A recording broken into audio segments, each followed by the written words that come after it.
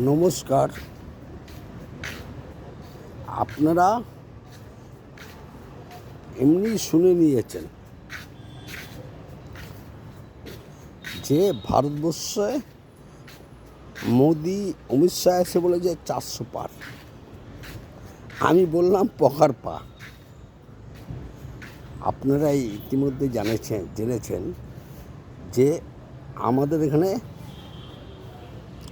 2021-এ কী বলেছিল, আমরা 200 আসন পেয়েছি। কত পেয়েছিল ভাই দাদা আপনারা জানেন? 77টা। এইটা হচ্ছে বিজেপির নীতি। আমরা ধর্ম নিয়ে রাজনীতি করি না, একদম পরিষ্কার কথা আমি এখনও বলছি। আমার নাম কালাচাঁদ কর্মকার। আর এই রাজ্যের কংগ্রেস আর সিপিএমকে কেন না করেছে মমতা ব্যানার্জি জানেন? আমি ডাইরেক্টলি বলছি, আমি কংগ্রেস থেকে তৃণমূল হয়েছি, আর মমতা ব্যানার্জিও কংগ্রেস থেকে তৃণমূল হয়েছে। আজকে বলুন তো কত কংগ্রেস কর্মীর হাতে আমার নাম কালাচাঁদ কর্মকার। একদম যদি অধীর রঞ্জনের এক বাপার জন্ম হয় আমার সাথে বসবে, আমি তার উত্তর দেবো কত পয়সা খেয়েছি সিপিএমের কাছ থেকে। আমার সাথে চ্যালেঞ্জ, আমি চ্যালেঞ্জ নিয়ে বলছি। যে কংগ্রেসের কত লোক মারা গেছে, কত লোকের জমি কেড়েছে এবং কত লোকের টাকা পয়সা জমি কেড়েছে, আমারও জমি কেড়েছে। অধীর রঞ্জনের বাবার ক্ষমতা নাই আমার জমি ফিরিয়ে দেবে। অধীর রঞ্জন তো বাচ্চা, ওর বাবারও ক্ষমতা নেই। আমি এই চ্যালেঞ্জ নিয়ে বলছি। অধীর রঞ্জনের জমি যায়নি, জমি গেছে আমাদের মতন সাধারণ কংগ্রেস কর্মীদের। আজকে তারা তৃণমূল কংগ্রেস হয়েছে। আজকে কংগ্রেসটা কেন জিরো জানেন? এই অধীর রঞ্জনের মতন কিছু নেতা আছে। এইদিকে আশুতোষ, আপনারা জানেন টিভির চ্যানেলে বসে, ওর কি জমি নিয়েছে? ও কি জানে? আমি 1984 সাল থেকে রাজনীতি করি, যেদিকে থেকে ইন্দিরা গান্ধী মারা গেছে।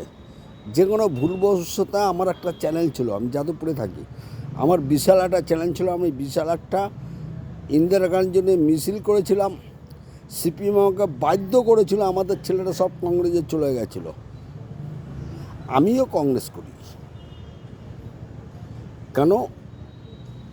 ইন্দিরা গান্ধীকে আমরা মানতাম। আমি জানি আশুতোষ মুখার্জি কত মানে, তার থেকে বেশি মানতাম আমরা। অধীর রঞ্জন কত মানে আমি জানি না, তার থেকে বেশি মানতাম আমরা। আমরা যখন সাধারণ ছেলে যখন রাজনীতি করি না, হকারি করে খাই, তারা কিন্তু বেশি ভালোবাসে, দলটাকে বেশি ভালোবাসে। অধীর রঞ্জন তো পয়সা খেয়েছি সিপিএমের। আমি চ্যালেঞ্জ নিয়ে বলছি, আমার সাথে বসুক না এক চ্যানেলে। অধীর রঞ্জন বসুক, সিপিএমের কোনো নেতা বসুক, আমি একদম চ্যালেঞ্জ নিয়ে বলে দেবো। বসছে না কেন? ভয় পাচ্ছে কেন অধীর রঞ্জন বাবু? অত বড় চ্যানেল আছে, বড় বুকের পাটা আছে, অত বিশাল বড় বুকের পাটা আছে, বসুক আমার সামনে।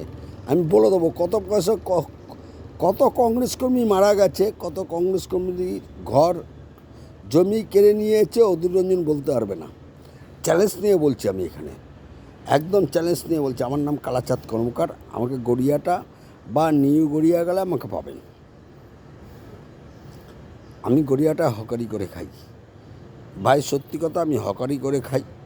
হ্যাঁ, আর আমি হকারি করেই ইনকাম করেছিলাম। আর আমার হকারের পয়সা তো সিপিএম কেড়েছে। অধীর রঞ্জন বলার ক্ষমতা আছে নাকি? ওর বাবারও ক্ষমতা নাই, কি করে বলবে? ও তো ওদের পয়সা খেয়ে বসে আছে। আজকে মমতা ব্যানার্জি একটাই কথা বলেছে, এই রাজ্যে কংগ্রেস সিপিএম আমাদের সাথে নাই, দুইটা জোট কিন্তু সিপিএমের সাথে জড়িত। সিপিএম বিজেপির পয়সা খাচ্ছে, আমি গ্যারান্টি নিয়ে বলছি, আর তার থেকে ভাগ দিচ্ছে কংগ্রেসের। আজকে অধীর রঞ্জন চৌধুরীর বুকের পাটা দেখো না কত বড়। পয়সা খেয়েছে বলে নিয়েছে, আমি রাজনীতি না করলেও অধীর রঞ্জনের চলে যাবে। অধীর রঞ্জন যদি এখন নাও দাঁড়ায়, যা পয়সা কামিয়েছে সারা লাইফ চলে যাবে, এইটুকু গ্যারান্টি নিয়ে বলছি। আমার নাম কালাচাঁদ কর্মকার, একদম গ্যারান্টি নিয়ে বলছি। আর বেশি কিছু বলবো না।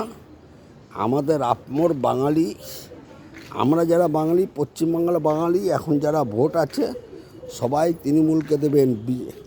সিপিএম আর কংগ্রেসকে ভোট দিলে ওই ভোটটাই নষ্ট হয়ে যাবে। ওরা চাইছে সিপিএম আর এইখানে কংগ্রেসকে দিয়ে ভোটটা কাটাকাটি। আর একজন আছে আইএসএফ নোয়াস, আমি আর বলবো না। মিমকে নিয়ে কি করলো বিহারে, মিমের শিষ্য তো। মিম তো বিহারে বিজেপির পয়সা খেয়ে দাঁড়িয়েছিল, আর এইখানে ও বিজেপির পয়সা খেয়ে যে গ্যারান্টি। আমার সাথে বসবে একটা চ্যানেল, আমি বলে দেবো। আমি কাউকে ভয় পাই না, আমি হকারি করে খাই, গরিব,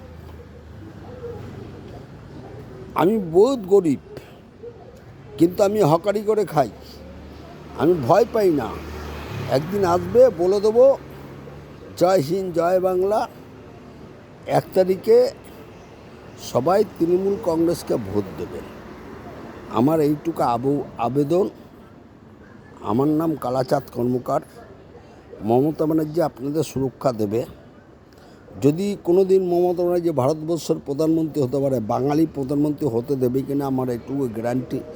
নেতাজি সুভাষ ঘুরে ঘুরে বেরিয়েছে, আপনারা জানেন বাঙালি তো হতে দেবে না, কিন্তু তাও একটা বাঙালির টান থাকা দরকার। মমতা ব্যানার্জি হয়েছিল আমি পিছন দিয়ে ব্যাক করব, বাঙালির একটা টান থাকা দরকার। কেন নেতাজি সুভাষের মতন সাহস নিয়ে মমতা ব্যানার্জি বলেছিল।